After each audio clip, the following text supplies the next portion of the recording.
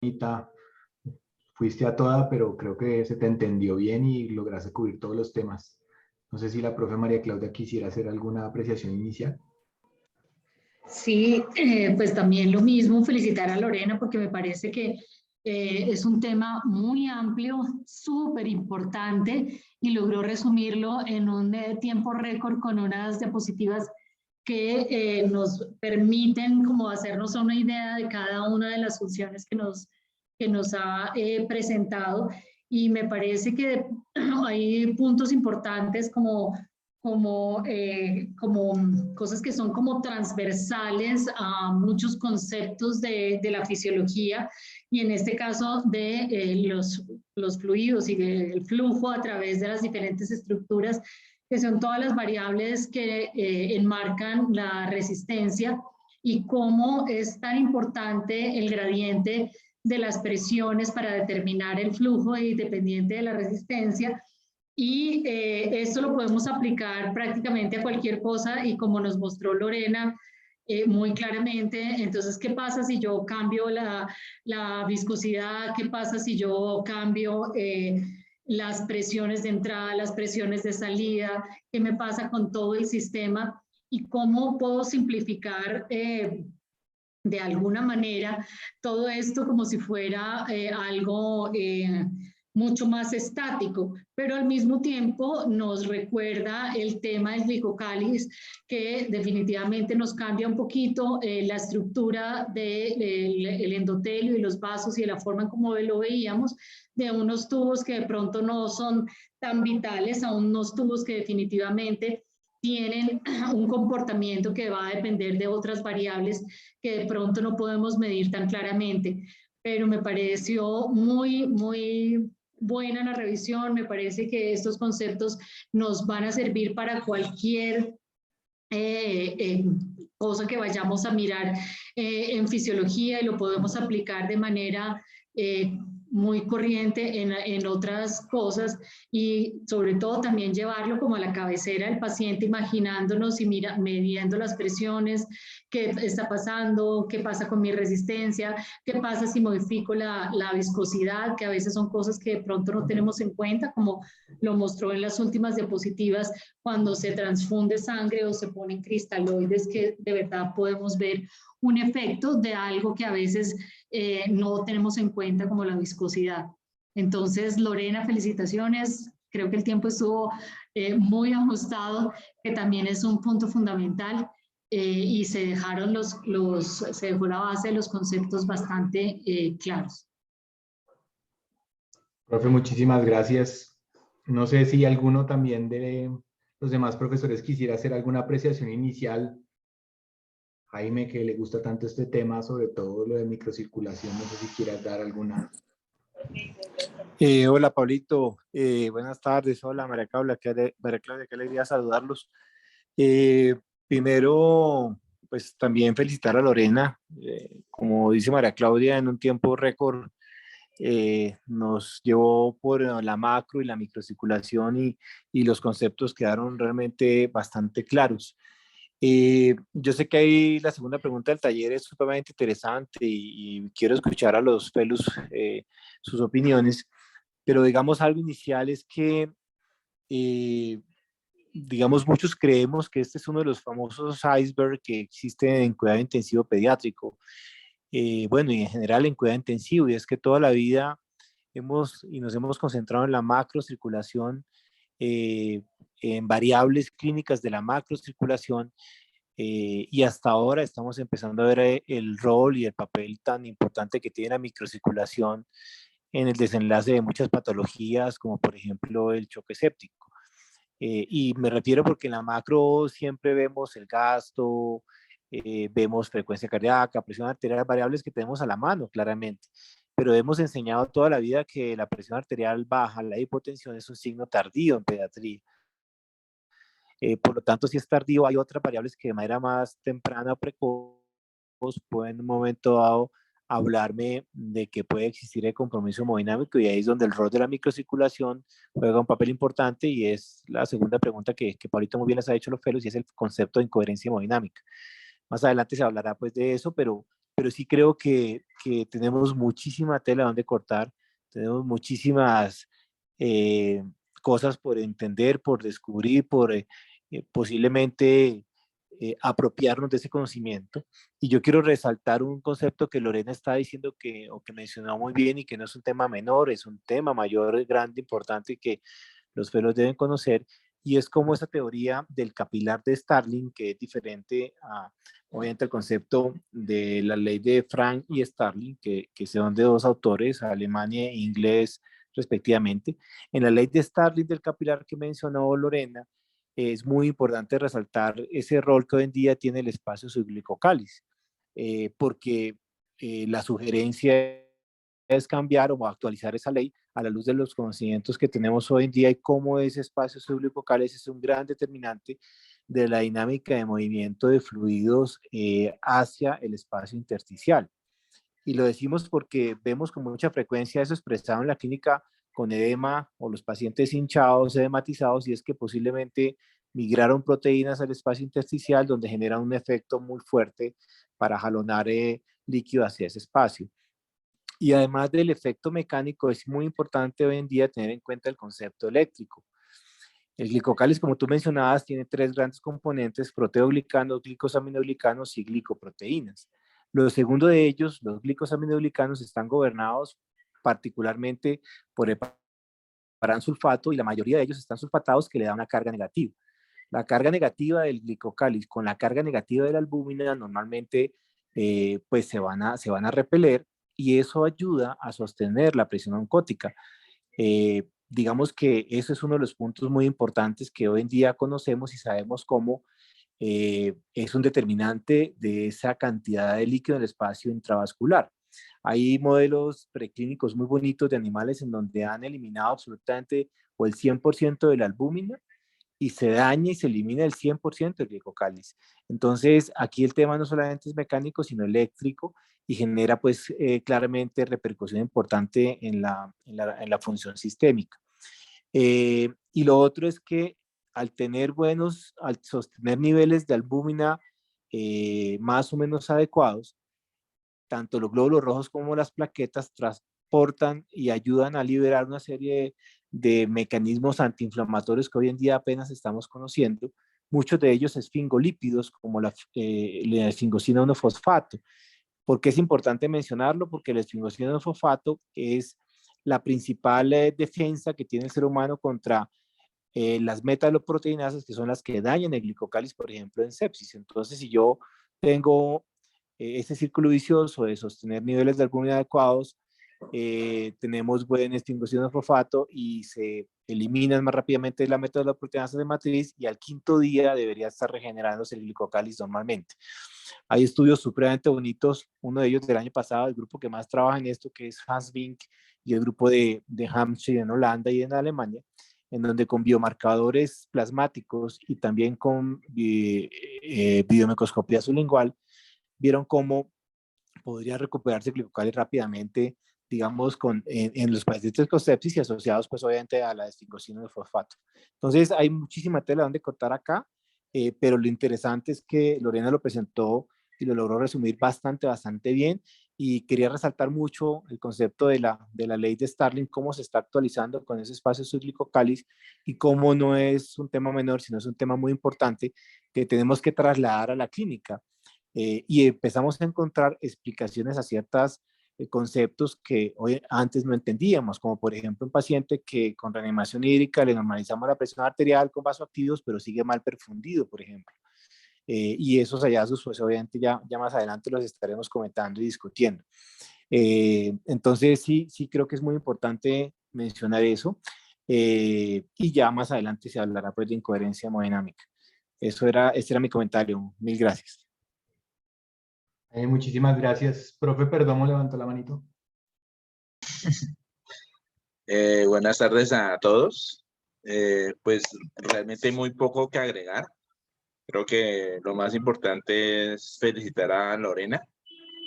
Yo sé que para muchos esta primera presentación es un reto, pero quiero reconocerle que lo hizo espectacularmente bien, como lo han dicho Claudia, Jaime y Pablo. La presentación fue muy bonita, la capacidad de en tan solo 40 minutos, un poquito menos incluso, transmitir toda esta cantidad de información de una manera muy clara, de una manera muy académica, pues nos deja muy, muy satisfechos. Realmente da mucho placer encontrar a una fellow de primer año haciendo este tipo de presentaciones. Y no me imagino cómo será hacia el final de su programa. Y como siempre le digo a todos mis residentes y a quienes compartimos este camino de la vida del cuidado intensivo, la felicidad, el orgullo y las satisfacciones que nos dan ustedes sin darnos cuenta, sin que ustedes se den cuenta, es realmente grande. Entonces, un abrazo muy grande, Lorena, y muchas felicitaciones. Profe, muchísimas gracias. No sé si algún otro persona tiene algún comentario inicial o quiere, además de felicitar a Lorena, comentar algo sobre el tema. Bueno, pues en aras del tiempo, para que nos vaya rindiendo, entonces si quieren vamos a empezar con el taller. El taller está orientado sobre todo a estas cosas que cada vez damos más vueltas hacia los fenómenos fisiológicos que creemos que van a empezar a tener aplicación o tienen aplicación diaria en nuestros pacientes. Entonces lo primero es esa historia de las extracciones arteriovenosas bajas, digo elevadas.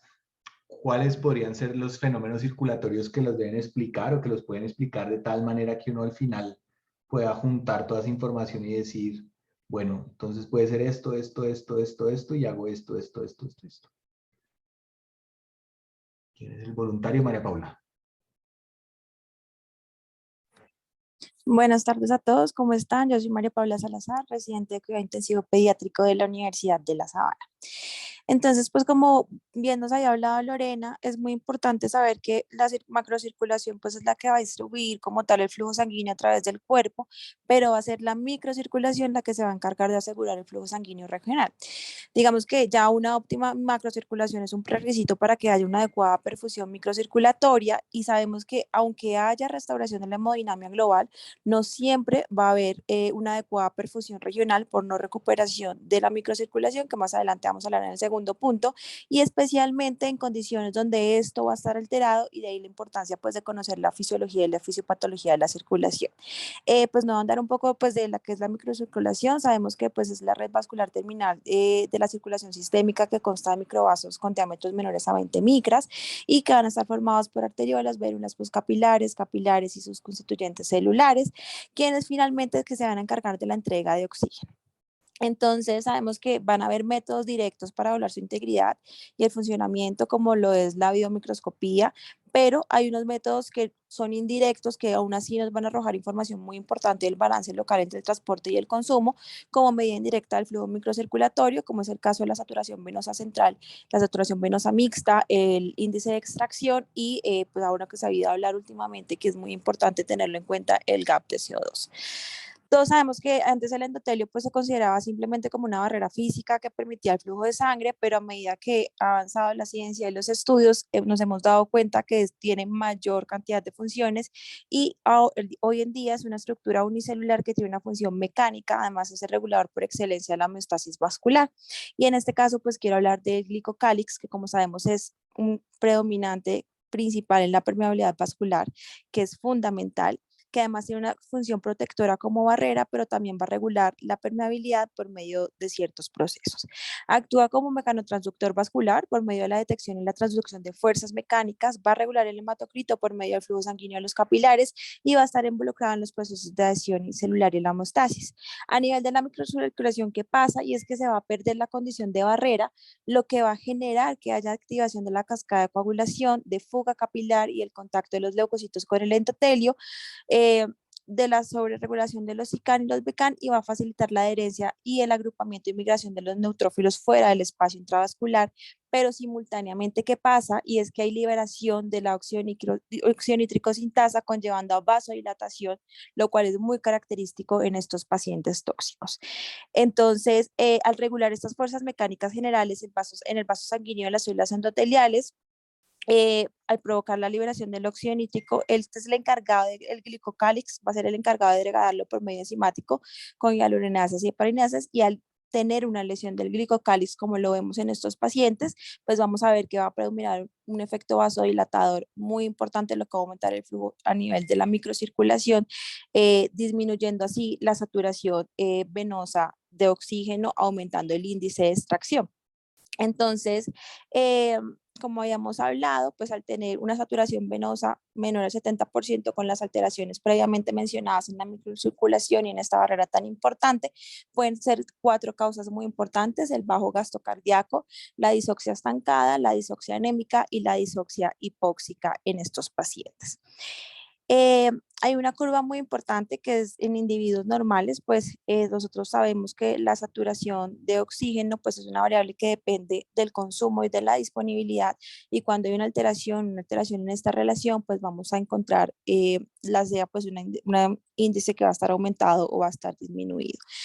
En individuos normales, nosotros tenemos en el eje de las X el VO2 y en el eje de las Y el VO2, y vamos a ver que en etapas iniciales, sin patología o con estado de enfermedad, esto va a seguir una relación que va a ser bifásica, pero va a haber una caída progresiva del DO2 que no va a afectar el VO2, e inicialmente tenemos un amplio margen de reserva de DO2 respecto a las demandas metabólicas que va a tener el paciente en reposo y por alteración de esta microcirculación, para luego un aumento en la extracción de oxígeno.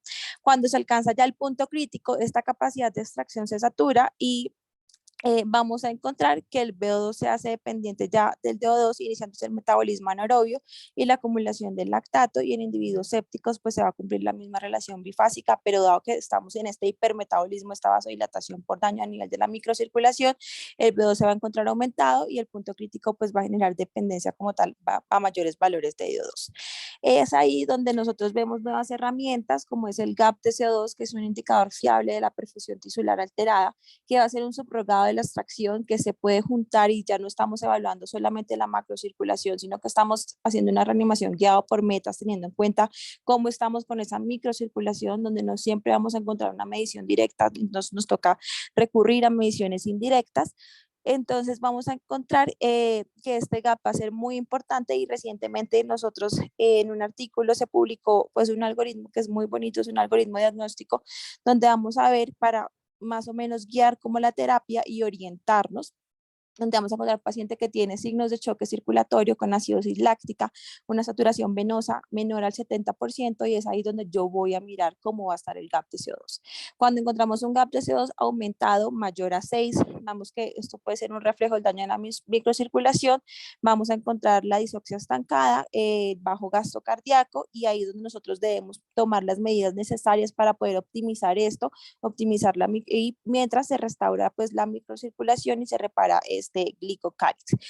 Sin embargo, como habíamos hablado, que no siempre, aunque se restaure la macrocirculación, la microcirculación puede seguir alterada. Entonces puede que el paciente pues en ese momento no tenga signos clínicos de choque, un lactato normal, y aún así tenga una saturación venosa mayor al 70%.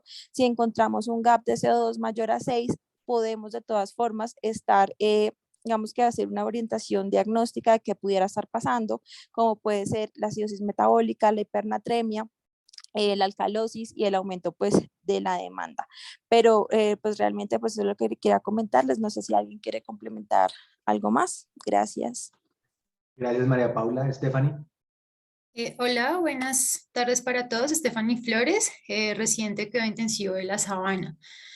Yo quería mencionar una cosa adicional, y es mencionar cómo la consecuencia directa que genera la disfunción microcirculatoria en los pacientes en sepsis se va a expresar, y esto digamos que se ha podido ya empezar a documentar a través de la videomicroscopía sublingual, se va a expresar pues en una disminución de la densidad capilar, y también en la presencia pues dentro de los capilares de un flujo sanguíneo que va a ser inadecuado, y esto pues se va a expresar también en alteraciones del transporte de oxígeno, tanto de forma difusiva como de forma convectiva.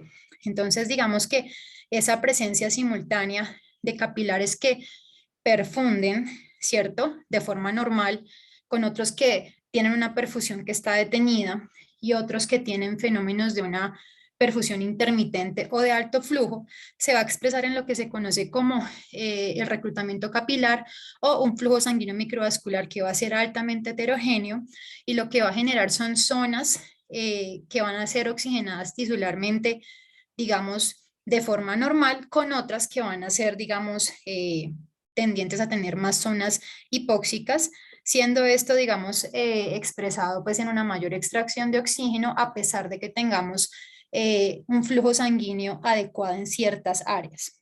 Tenemos entonces que esa reducción de la densidad de los vasos perfundidos parece ser un papel muy importante, ya que va a aumentar las distancias intercapilares y de esta forma el volumen de tejido efectivo suministrado por esos vasos perfundidos, pues obviamente se va a ver alterado. En consecuencia, tendremos una distancia de difusión de oxígeno que va a aumentar y va a superar pues el umbral crítico. Y de igual manera vamos a tener una reducción de la densidad de los vasos perfundidos que generará un aumento en el flujo de los glóbulos rojos en el resto de los capilares que sí están perfundiendo, generando pues obviamente lo que ya les había mencionado, que es un flujo bastante heterogéneo. Hay varios estudios que han confirmado la importancia de esa heterogeneidad del flujo sanguíneo microvascular en relación con la heterogeneidad en la oxigenación, así como con la alteración en la extracción local del oxígeno. Hay un estudio que es de Ellis y colaboradores, ellos encontraron como un aumento en el porcentaje de capilares en el flujo que estaba detenido a ese nivel, se relacionó con una reducción lineal en la saturación de oxígeno y un aumento pues secundario en la extracción de oxígeno capilar en los capilares restantes que están normalmente perfundidos, y esto se hizo en un modelo experimental de sepsis en animales. Entonces, tomados en conjunto, todos estos hallazgos sugieren que la sepsis termina causando un aumento en el número de las zonas tisulares en los cuales los sistemas reguladores del oxígeno microvascular están dañados y no pueden redistribuir de forma adecuada y de forma rápida el suministro de oxígeno. Esto genera unos cambios en la demanda y en la entrega local del oxígeno que va a estar desacoplada. Y todo esto también digamos que se confirma por la evidencia de que la reversión de esas alteraciones microcirculatorias con todas las estrategias terapéuticas que conocemos se va a ver, digamos, o sí, digamos, va a tener como consecuencia una mejora en la bioenergética tisular, y esto lo vemos nosotros reflejado en una disminución de la concentración de lactato, así como de niveles de NADPH, y pues obviamente también con una mejoría en las extracciones. Ya eso era todo lo que te quería pues como comentarles. Stephanie, muchas gracias. No sé si alguno tiene alguna otra sugerencia, alguna otra cosa. Mario. Buenas tardes, profe. Mario Andrés Reyes, residente de la Universidad Nacional. Pues dentro de la búsqueda, profe, digamos que se hace mención del distrés microcirculatorio mitocondrial como parte de la base fundamental de la fisiopatología del choque. De modo que por más, digamos que fenómenos adaptativos que haga la microcirculación para tratar de lidiar con ese aumento de las demandas metabólicas que se pueden dar durante las injurias o durante el choque, digamos que se puede ver enfrentado a que esa heterogeneidad del flujo que han venido mencionando mis compañeras ocasione fallas en esa microcirculación. De forma que, digamos, se da un fenómeno como de exclusión de algunas unidades capilares y de arteriolas que lo que terminan haciendo es como un cortocircuito que favorece la disoxia, como fenómeno de disoxia regional.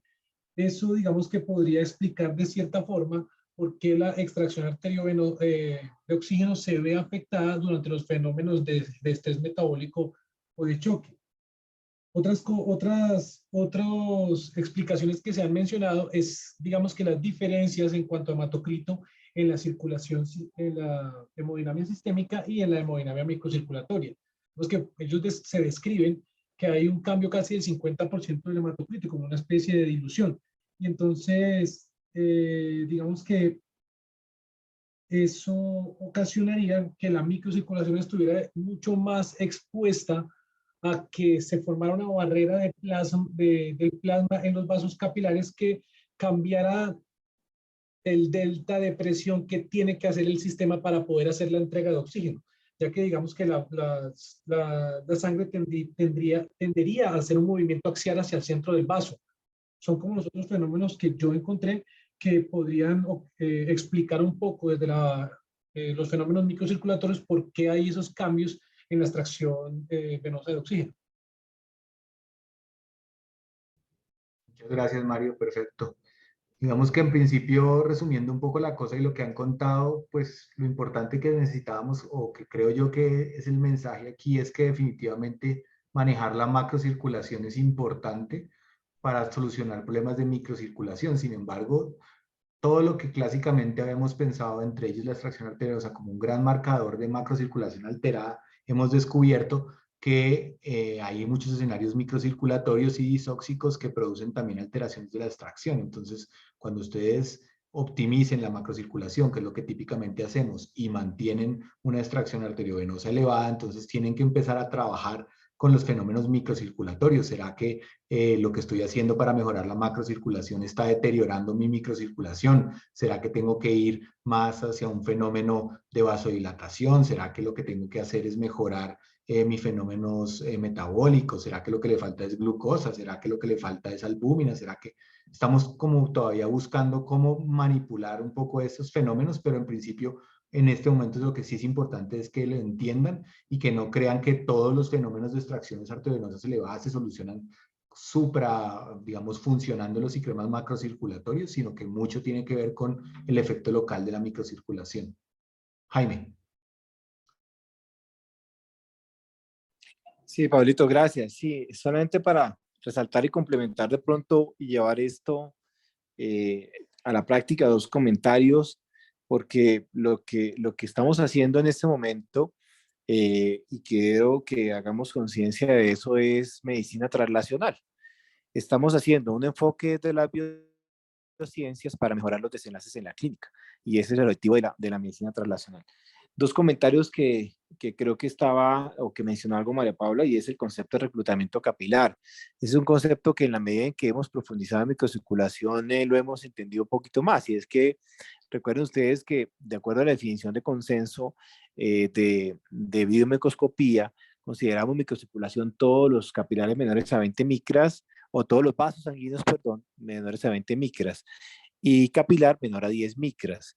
Y recordemos que el glóbulo rojo en promedio puede tener un tamaño de unas 8 micras. Entonces, normalmente pasa muy apretadito por ese capilar, y normalmente esos capilares menores a 10 micras no siempre están activos. Solamente un 20-25% de los capilares corporales se considera que pueden estar activos. Entonces están cerrados, se abren, se cierran, se abren, y es lo que se conoce como reclutamiento capilar. Lo vemos muy bonito en el videomicroscopio, cuando vemos algunas arteriolas, vénulas, y se ve bastante interesante ese fenómeno de reclutamiento capilar.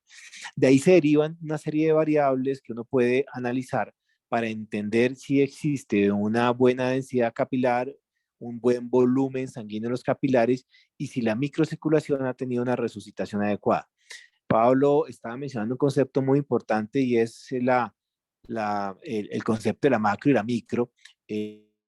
Y allí es donde la incoherencia hemodinámica juega un papel importante, porque no siempre van de la mano, no siempre, digamos, al haber reanimado y resucitado la macro, la micro se estabiliza. Y la pregunta es, ¿qué herramientas tenemos hoy en día para evaluar la microcirculación en la cabecera del paciente? Yo se las clasificaría como herramientas clínicas y biomarcadores. Herramientas clínicas, usted tiene pues lo que ha tenido toda la vida, y es el llenado capilar. Más aún, como mencionábamos el otro día en la conferencia pues con Chile, el llenado capilar estandarizado, y cómo debemos tomarlo de una forma estandarizada, y de acuerdo a algunos resultados preliminares que les compartíamos de nuestro grupo de investigación, cómo ese llenado capilar puede tener, digamos, alguna expresión, o ser parte de una expresión también de alteraciones a nivel endotelial y del glicocálice con el videomicroscopio. Y con biomarcadores, pues claramente tenemos el delta de CO2, y ustedes han mostrado el algoritmo de esa excelente revisión, que entre otras cosas fue una de las revisiones más leídas el año pasado en el Critical Care, y cómo ese delta de CO2 nos orienta un poco a si existe o no compromiso de microcirculación. El lactato es otra herramienta, pero lamentablemente sabemos todos que tiene fortalezas y debilidades, pero la mayor debilidad es ser un biomarcador tardío. Y lo más importante posiblemente es su cinética de depuración, todos ellos asociados a la saturación venosa. Pero hoy en día también hay biomarcadores plasmáticos que uno podría evaluar para determinar el compromiso de la microcirculación del endotelio. Mencionaba algo Lorena del Sindecan 1, lo podemos medir por técnica de ELISA. Nosotros en la investigación de tesis doctoral lo medimos el Sindecan, el valor normal se considera normalmente por debajo de 80 nanogramos por mililitro, y muchas veces les comentaba yo que ya tiene registro en BIMA y que cada muestra nos salía por el orden de los 30.000 pesos. Pues nosotros tuvimos que hacer todo ese trámite para poder hacer la investigación, pero el punto es que ya está disponible o lo podríamos llegar a tener disponible. Ese Sindecan es un biomarcador que de acuerdo también a otra investigación que está a punto de salir publicada del grupo, tiene una muy buena capacidad predictiva con desenlaces duros en terapia intensiva, particularmente en mortalidad, falla orgánica múltiple, los scores de falla orgánica múltiple y también de falla respiratoria. Hay otros biomarcadores útiles e importantes de daño endotelial y es el Endocan. El Endocan es un proteoglicano que no pertenece al glicocáliz, pero que se produce por las células endoteliales pulmonares y del riñón. El Endocan tiene la capacidad o es uno de los responsables de evitar muchas veces el fenómeno de rolamiento del leucocito cuando va a ingresar al espacio intersticial, entonces puede ayudar a modular la respuesta inflamatoria. Los estudios han demostrado que también es un muy buen predictor de compromiso vascular y de desarrollo de CRA. Lo podemos medir también y nosotros en nuestros pacientes lo encontramos muy elevado, sobre todo en aquellos que desarrollaron CRA. Otro biomarcador a tener en cuenta también, lo van a leer ustedes en los artículos, es la angiopoyetina 2. La angiopoyetina 2 es un gran determinante de la permeabilidad vascular endotelial, particularmente cuando las uniones duras se han perdido, cuando algunas, particularmente de uniones intercelulares se han perdido. La angiopoyetina 2 es un regulador junto con la angiopoyetina 1 de esa permeabilidad vascular. Lo que nosotros encontramos es que existía una correlación en términos estadísticos, porque fueron variables continuas, con la hipoalbuminemia. Entonces, si había baja cantidad de albúmina en sangre, pues claramente la angiopoyetina 2 pues, podía estar muy elevada como expresión de que había aumento de la permeabilidad vascular. De esos son los que podemos tener, los que posiblemente disponemos todos en todos los hospitales, nuevamente, llenado capilar, analizar correctamente el delta de CO2 como expresión de la microcirculación, el lactato como un indicador pues tardío, que son los que hoy en día tenemos.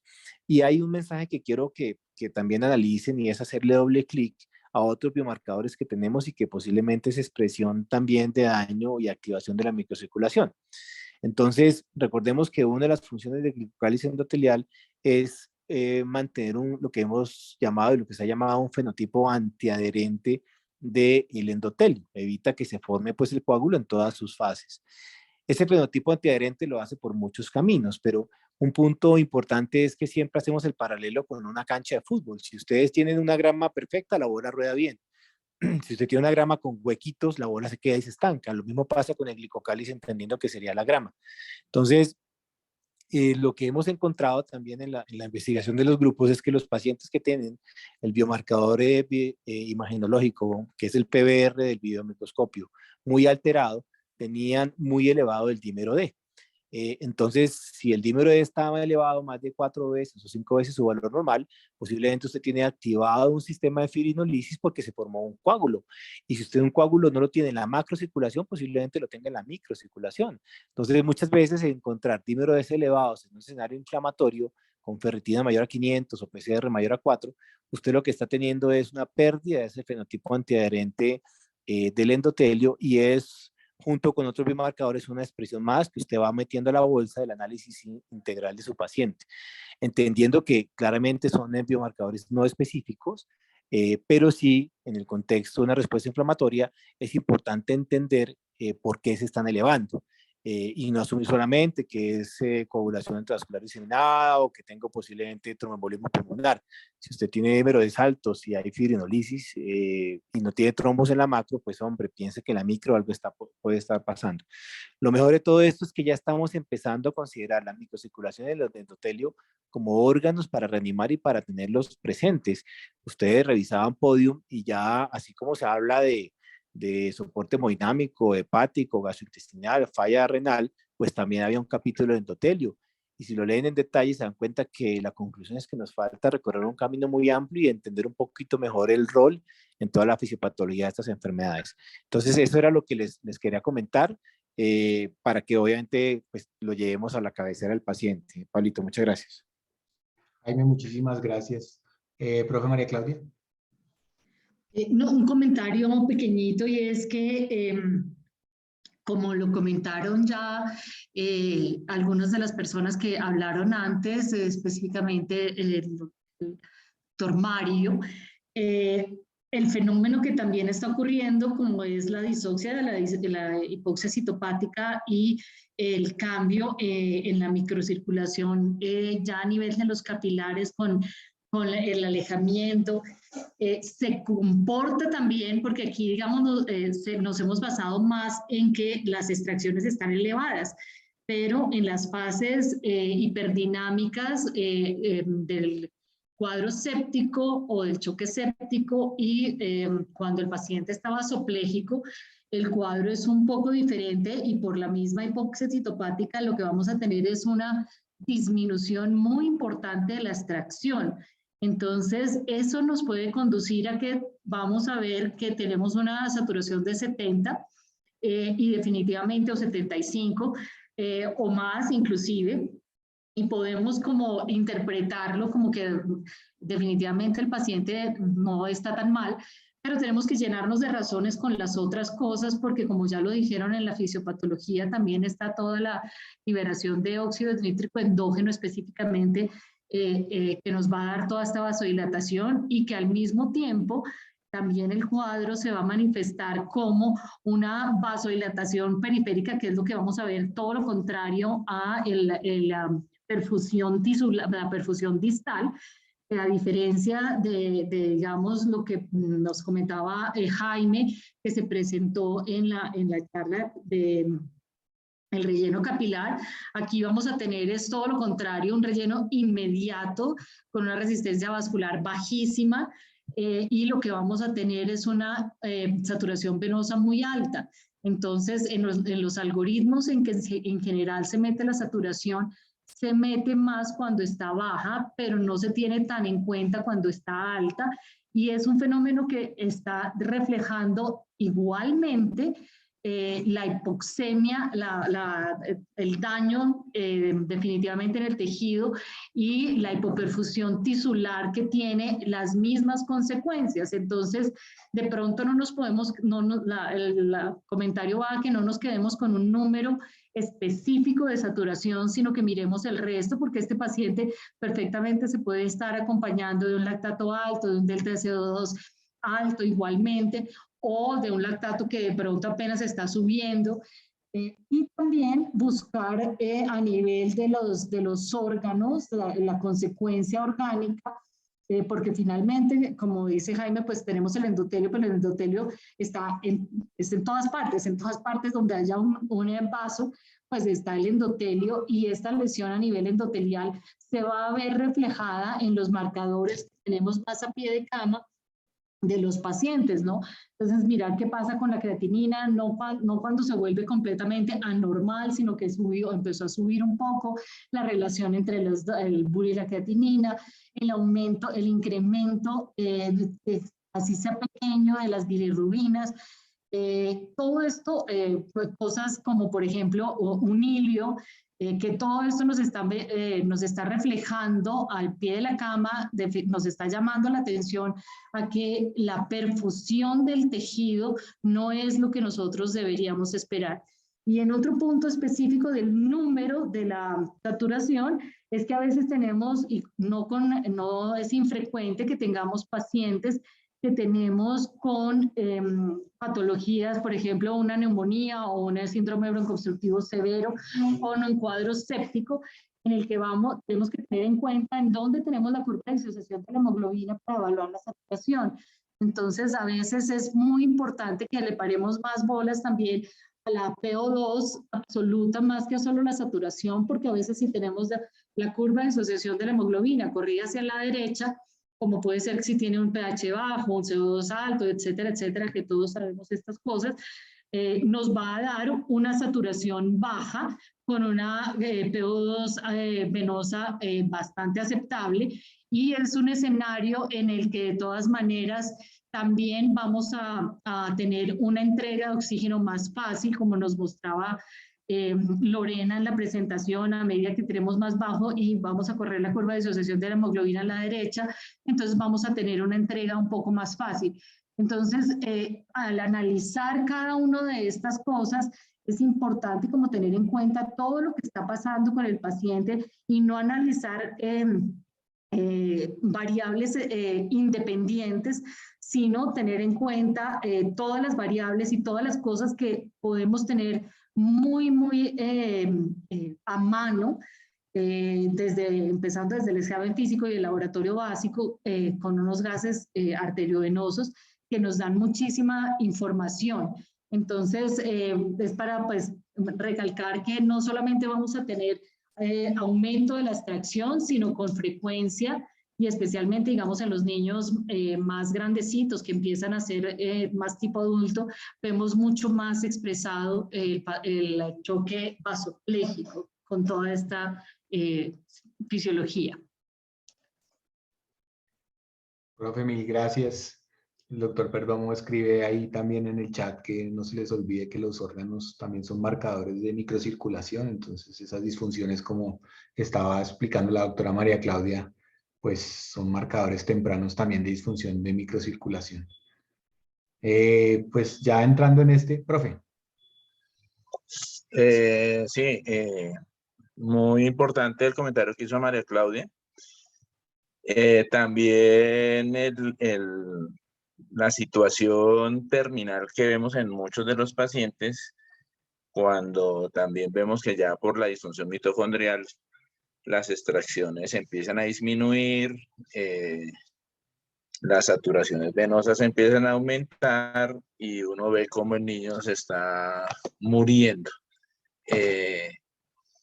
Ese es el peor de los escenarios. O sea, cuando ustedes no vean que existe una coordinación entre las mejorías de las saturaciones venosas de la hemoglobina y el funcionamiento multiorgánico, pues como les digo, tengan epicrisis al día, porque esos pacientes sí son casi irrecuperables.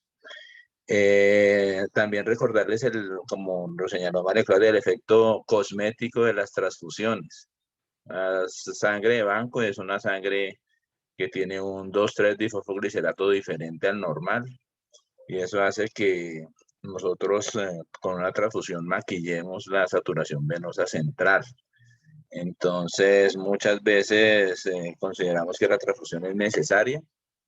Si se ha hecho un juicio adecuado de decir o no sobre una transfusión, tener en cuenta que no siempre esas mejorías de las saturaciones venosas corresponden a una mejoría de la entrega de oxígeno, y muchas veces lamentablemente la transfusión mejora la saturación venosa sin que esto se correlacione con una mejoría de la entrega de oxígeno, ya que muchas veces la hemoglobina de la sangre de banco es bastante amiga del oxígeno y no la suelta. Entonces, para tener eso en cuenta. Muchas gracias. Profe, mil gracias. Bueno, hay muchas cosas, como decía Jaime, hay demasiadas información y esto hay que irlo cada vez estudiando más detalladamente y darle su importancia.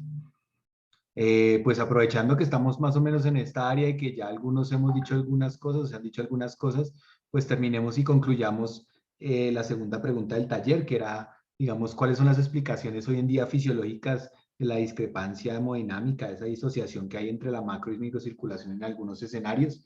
Lorena algo mencionó en su charla, pero para que lo podamos cerrar. Laura. Hola, buenas tardes a todos. Mi nombre es Laura Alarcón, residente de Cuidado Intensivo Pediátrico de la Universidad de La Sabana. Bueno, ya hemos mencionado algunas cosas, pero digo, sí es importante como cerrar bien el tema para que nos quede claro el concepto. Entonces, para empezar, creo que es más fácil si traemos un poquito como el escenario de la sepsis y el choque séptico como modelo para entender qué está ocurriendo en la microcirculación. Entonces, pues recordemos que durante la sepsis, esa inflamación nos va a llevar pues a unos cambios estructurales y funcionales, como ya se ha venido mencionando, tanto en endotelio como en glicocálix, también las células musculares lisas y los glóbulos rojos que pues me van a llevar a ese daño en la microcirculación. A nivel del endotelio, pues voy a tener esa excesiva producción de especies reactivas de oxígeno, como pues el superóxido y el peroxinitrito, que pues van a contribuir pues a esa inactivación de la óxido nítrico sintetasa pues endotelial y también de la prostaglandina endoperóxido sintetasa. Además, pues esas reacciones que pueden haber entre el superóxido y el peroxinitrito pues van a disminuir esa cantidad efectiva de óxido nítrico pues que esté presente. Entonces, la consecuencia directa de estas alteraciones pues va a ser que en áreas localizadas ese flujo no puede aumentarse llevando a la hipoperfusión. Esta alteración pues de la respuesta vasodilatadora local, y pues es un concepto bien importante que hemos venido mencionando, va a contribuir pues a la creación de esos shunts arteriovenosos que pues más adelante van a aumentar a que, se manifieste esa dispersión del flujo y pues de la hipoperfusión. La respuesta pues a este fenómeno está alterada pues por ese daño endotelial, llevando pues también a la pérdida del tono vascular, y además pues ese endotelio que pues ya está lesionado va a perder pues como esa capacidad de responder frente a este daño. Esa pues mayor producción de óxido nítrico también pues me va a llevar a una inhibición de la actividad mitocondrial que pues va a afectar esa actividad tisular, incluso pues cuando yo tenga, digamos, un flujo adecuado pues a nivel del órgano. Pues esa inflamación también pues la vamos a ver reflejada, ¿cierto?, en cambios en la estructura de esos eritrocitos, de los leucocitos y de las plaquetas, los cuales, como ya lo mencionamos un poco, pues se van a tornar un poco más rígidas, menos deformables, lo que va a facilitar su agregación en la superficie endotelial, contribuyendo no solo a esa alteración del flujo, sino también a que esa producción de especies reactivas de oxígeno y otros mediadores inflamatorios pues también se aumente. Esas alteraciones en la rheología del glóbulo rojo contribuyen pues a la disminución de un concepto que es bien importante, que es a la disminución de esa densidad capilar que es funcional. El glicocálix pues también se va a ver afectado por ese estrés oxidativo, y debido a la degradación de este, pues el endotelio se va a convertir, como bien ya lo mencionó el doctor Fernández, en una superficie que va a tener ahora propiedades procoagulantes y pues va a promover también la adhesión a nivel luminal de esos glóbulos rojos, de esos leucocitos y de esas plaquetas, lo cual me va a llevar al fenómeno de la microtrombosis y pues como parte pues, de todo eso también al aumento de las especies reactivas de oxígeno, y pues esa microtrombosis pues me va a empeorar también esa hipoperfusión. Adicional a esto, pues recordemos que dentro de esas propiedades que se han perdido del glicocálix, pues vamos a tener alterada la permeabilidad endotelial, entonces va a haber aparición de edema. Esas especies reactivas de oxígeno también van a promover la expresión de la P-selectina en la superficie de plaquetas y células endoteliales, llevando también a que haya un aumento en la adhesión y activación de la coagulación, que pues también es otro factor deleterio para esa alteración del flujo capilar. Entonces, la consecuencia directa de todos esos fenómenos que pues he venido mencionándoles va a llevar a esa disminución de ese concepto que es la densidad capilar funcional, y vamos a tener entonces esas alteraciones en el flujo que se va a ver reflejado pues en las alteraciones en el transporte y la entrega de oxígeno.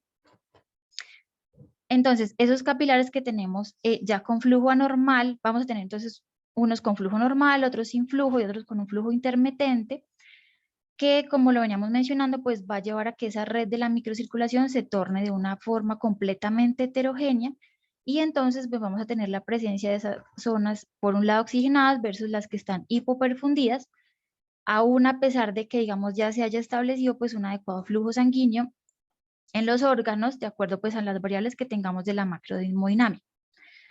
Entonces, esa reducción también de esos capilares que yo tengo, digamos, con adecuada perfusión, pues me va a llevar a ese incremento del flujo de los glóbulos rojos en una menor cantidad, digamos, disponible que tengo de capilares, y pues esta heterogeneidad pues como ya lo hemos venido mencionando, también pues se va a ver reflejado en esas alteraciones en la oxigenación y esos cambios en la extracción de oxígeno. Entonces, pues todo lo anterior, digamos que lo vamos a resumir en que hay una completa, ¿cierto?, alteración de esa regulación de la entrega y demanda de oxígeno en la microcirculación. Y, digamos, como concepto importante, quiero que tengamos como en claro que para que haya esa coherencia hemodinámica, uno, entonces vamos a necesitar que todos esos mecanismos que he venido mencionando de la microcirculación, digamos, estén íntegros para que esa microcirculación sea capaz de censar y regular tanto la entrega, pues, como demanda de oxígeno, que es pues lo que hemos venido mencionando que se ha alterado. Y dos, que es muy importante, es que debemos tener en cuenta que la mayoría de las terapéuticas que tenemos para restablecer la macroperfusión, pues van a actuar por vías fisiopatológicas completamente diferentes, entonces no van a tener, digamos, como una repercusión especial, pues en este daño que hemos venido mencionando. Entonces, digamos, también como manera de mensaje clave, pues esas alteraciones de la coherencia va a ser, digamos, como por dos grandes, digamos, fenómenos. Uno, la aparición de esos shunts patológicos, y dos, pues la reducción de esa densidad capilar funcional normal. Y bueno, adicional a esto, pues recordemos que pues, se han descrito como 4 diferentes ciertos tipos de alteraciones de esa coherencia hemodinámica, que pues sí creo que ya es una gráfica con la que todos estamos familiarizados, pero pues recordemos entonces que ese tipo 1 se va a caracterizar, digamos, como por el más mencionado, que es esa alteración en la densidad capilar y el flujo sanguíneo con esos shunts en la microvasculatura. El 2 se relaciona con ese transporte inadecuado de oxígeno, que está más en relación pues cuando hay presencia de anemia dilucional. El 3 cuando hay éstasis del flujo en la microcirculación y pues se relaciona más cuando hay el uso de varios vasopresores o dosis muy altas, o digamos cuando hay éstasis pues del sistema venoso. Y por último el cuarto, que se relaciona con los estados de edema, en el cual pues como ya con todo lo que hemos venido mencionando pues entendemos cómo pues altera esa microcirculación. Laurita, mil gracias. Muy clara tu explicación. Creo que complementa muy bien la pregunta anterior. Ahora el paso difícil va a ser conseguir qué hacer, pero bueno, ya hay algunas pistas. No sé si Jaime quieres complementar algo más. Sí.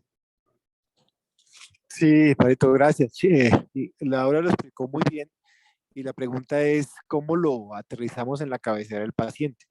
¿Cómo identificamos que un paciente está no con coherencia hemodinámica, sino con incoherencia hemodinámica? Hay algunos signos indirectos. Laura estuvo explicando muy bien los 4 tipos pues, que están descritos en el consenso de videomicroscopía. Pero creo que nosotros en los niños lo vemos más fácilmente, porque cuando usted ha alcanzado metas de macroperfusión, tiene frecuencia cardíaca, presión arterial, dentro de rangos que para ustedes son normales, pero el paciente sigue con una mala perfusión periférica, un llenado capilar prolongado, alteraciones en los pulsos centrales y periféricos, o más que eso, alteraciones térmicas, y sobre todo un llenado capilar prolongado, usted dice, este paciente normaliza la macrocirculación, pero la micro puede estar disfuncional. Y luego, pues, todos los biomarcadores que se han venido mencionando. Entonces, ese concepto de incoherencia hemodinámica es importante tenerlo en cuenta porque otra forma es que también usted analice la presión de pulso, vea que tiene una presión de pulso posiblemente más estrecha que otra cosa. Entonces, el mensaje es que cuando usted alcanza metas de macrohemodinamia, pero todavía tiene signos clínicos de disfunción de la microcirculación, como el llenado capilar, o biomarcadores que puede interpretarle difusión de la microcirculación, usted tiene ahí incoherencia hemodinámica. Que buscar, obviamente, trabajar y optimizar esa perfusión tisular. No se nos olvide que uno de los mensajes importantes que mencionaba Lorena en su charla es que una de las funciones del glicocáliz es la mecanotransducción vascular. A veces el concepto no se entiende muy bien y es que él es el responsable de ese mecanismo de chill-estrés del vaso sanguíneo. Es decir, los cambios de abrir o cerrar ese vaso sanguíneo, y es el determinante de que se libere más o menos óxido nítrico por la óxido nítrico sintasa. Pero en condiciones como el choque séptico, donde hay un choque vasodilatado, muchas veces refractario, esa adopción nítrico sintasa ya viene a ser no la constitutiva, sino la inducible por el macrófago que ha migrado a un fenotipo proinflamatorio que es el M1. Entonces, el glicocálisis es ese gran determinante y explica clínicamente eso que vemos en los pacientes, en donde ya tenemos metas de macro, pero todavía la microcirculación no es suficiente. Entonces, es importante tenerlo presente. Y el segundo mensaje grande que quiero trasladarles es que la sobrehidratación hídrica, el exceso de los bolitos de cristaloides, es otro condicionante de daño y disfunción de la microcirculación, porque lleva a ese tipo 4 de incoherencia, que es la del edema. Entonces, tener muy presente que si hay edema intersticial, pues la presión para que ese glóbulo rojo tenga que entrar al capilar va a ser mucho mayor y vamos a tener problemas. Y hoy en día estamos entendiendo que no solamente la cantidad de líquido que estamos colocando, sino la calidad. La controversia en la reanimación hídrica de los adultos y de los niños frente a si usar balanceadas o no balanceadas, creo que tiene un camino interesante para seguir a partir de la medicina translacional profundizándola. Y es que los adultos, en un ensayo clínico a favor y uno que demostró que no había diferencias, no saben si una balanceada o no balanceada pues puede tener o no repercusión en los pacientes. En niños tenemos un estudio gigantesco de más de 30.000 pacientes de EMRAT y colaboradores y una revisión sistemática publicada en enero de este año y un que logró llegar a metaanálisis que hablaba que los pacientes con soluciones balanceadas tienen menos acidosis entre 4 y 12 horas luego de que son administrados y posiblemente, digamos, unos desenlaces diferenciales. Nosotros, en nuestra investigación grande, hipótesis que teníamos es que la solución salina tiene un pH de 5.4, tiene mucho cloro y eso podría alterar el microambiente endotelial. Y efectivamente encontramos que los pacientes que recibían reanimación hídrica con soluciones no balanceadas, como la solución salina, a las 6 horas tenían un mayor daño de glicocálisis endotelial comparado con el grupo que había recibido soluciones balanceadas, o sea, lactato de Ringer, la mayoría, muy poquitos plasma y la gran mayoría lactato de Ringer. Y ese daño a las 6 horas, luego de la reanimación hídrica, no solamente se asociaba a mayor daño de los biomarcadores, tanto del biomicroscopio de glicocálisis como los séricos que tomamos, que fue Sindecan 1, angiopoietina 2, y un biomarcador de muerte celular programada patrón de apoptosis, que es la nexina 5, no de piroptosis. Y ese pico de las 6 horas encontramos que también se asociaba a mayor acidosis metabólica, a mayor hipercloremia en esos pacientes. Entonces, digamos, el mensaje final es que hoy en día no solamente no podemos abusar de esa cantidad de líquidos de balances hídricos excesivamente positivos porque tiene repercusión sistémica y uno de los órganos afectados pues claramente es la microcirculación del endotelio, sino que la calidad de los líquidos que estamos utilizando en pediatría también es diferencial a los adultos. Es diferente darle una solución salina que tiene 154 medicamentos en un litro a un niño de 8 kilos que a un adulto de 70 kilos en términos de carga de cloro, por ejemplo. Entonces, sí hay factores diferenciales que cada vez nos enseñan más que la fisiología de los niños no necesariamente es la de los adultos y que tenemos factores diferenciales que explican los desenlaces clínicos afortunadamente diferenciales que tenemos con ellos. Entonces, para cerrar pues el comentario, el concepto de incoherencia hemodinámica es un concepto que cada vez aterrizamos más. Lo propuso Daniel D. Baker hace unos años, lo ha fortalecido Gustavo Espinas Tascón, orgullosamente colombiano de Cali, y que cada vez encontramos más literatura que nos menciona que es muy importante tenerlo presente pues, en nuestra práctica diaria. Pablito, gracias. Jaime, muchísimas gracias. Bueno, pues el tema microcirculatorio es muy interesante.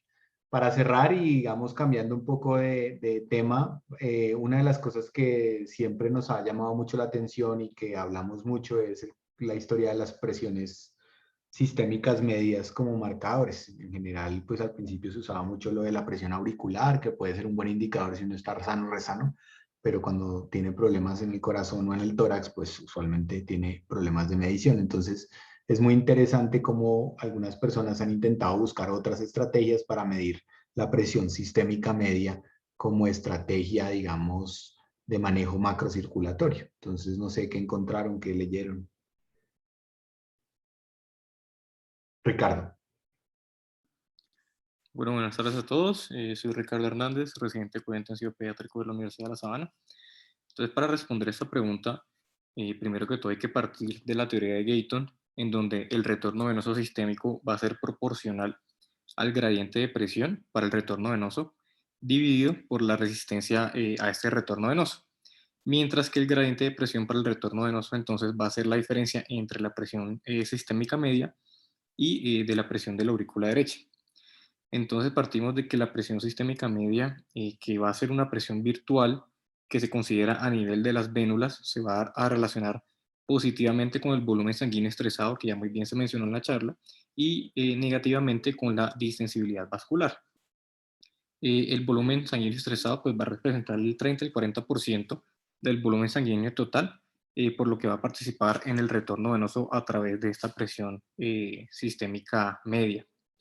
Entonces, según Gayton, esta presión va a ser la presión vascular que existe en una condición cuando el flujo es cero y se requiere a una persona externa que pare la circulación y espere el equilibrio entre la presión arterial y la presión venosa.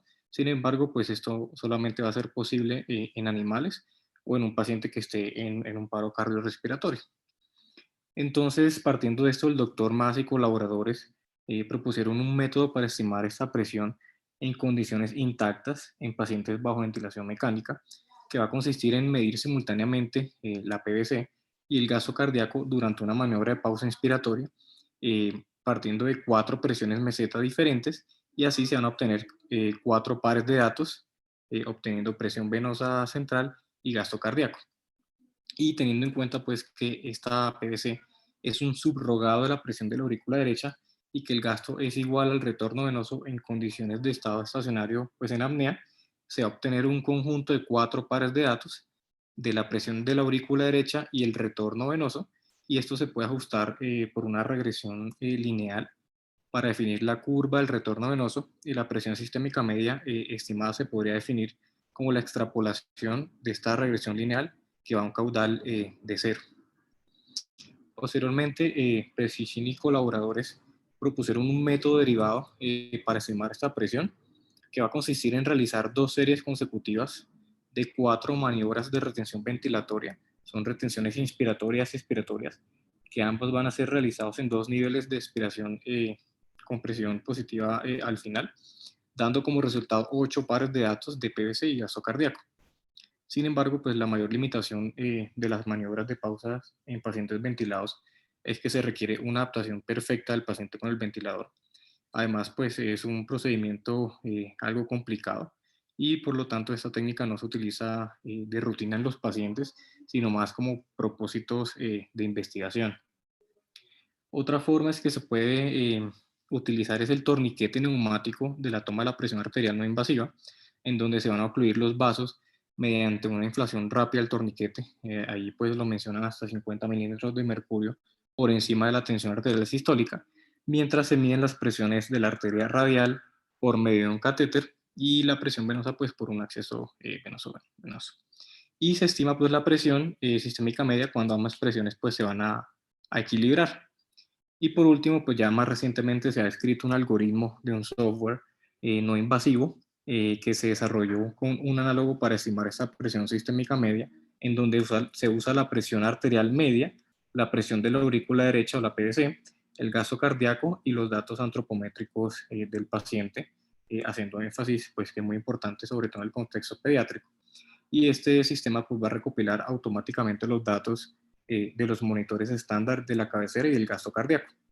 Y la fórmula pues al final va a estimar la presión sistémica media que utiliza el modelo Gayton que ya se mencionó anteriormente.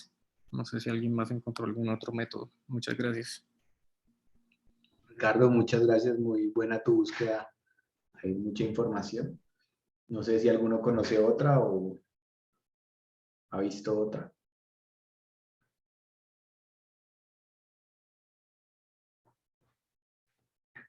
Bueno, pues en principio pues es algo que seguimos buscando, seguimos intentando estimar para tener como una información específica de presión sistémica media, porque sería una muy buena fuente de entender si le cabe o le sirve más a ese paciente aumentar su volumen estresado o no estresado, y tratar de mirar si eso pudiera impactar la macrocirculación de forma importante. Bueno, en aras del tiempo creo que podemos dejar por hoy aquí. Muchas gracias a todos. La participación estuvo muy importante. Es un tema que nos gusta mucho a los intensivistas y de lo que hay mucha información y que pues cada vez vamos a aprender más y queremos saber más. Entonces, felicitaciones. Nos vemos en 8 días que vamos a hacer curvas de gasto cardíaco, que es otro tema que nos gusta harto. Entonces, nos vemos el miércoles. Cuídense mucho. Muchas gracias. Un abrazo para todos. Chao.